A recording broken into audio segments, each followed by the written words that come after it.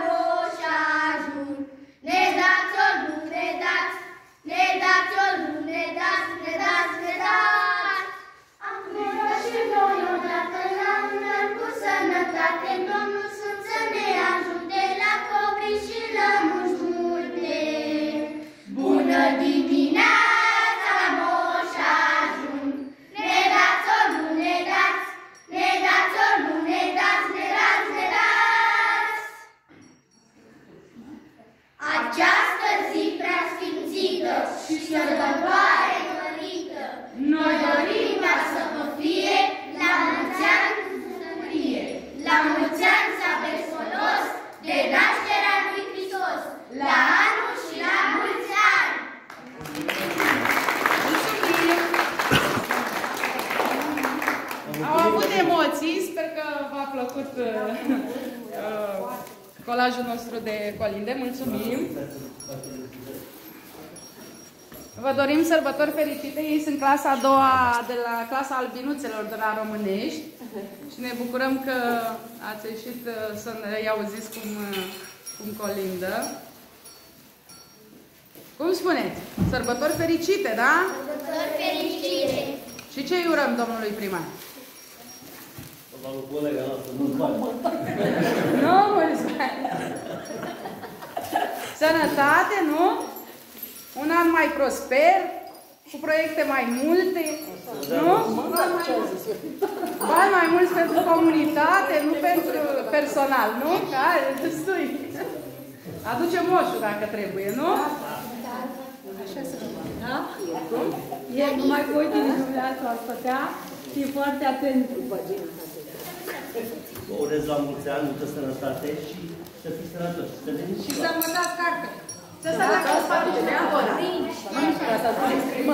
Să veniți aici la locul nostru. Aveți proiecte multe. Și cu personal.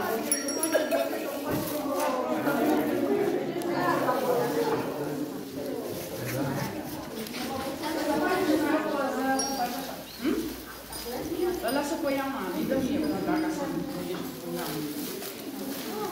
Ca toată lumea să uite acolo la mami, da?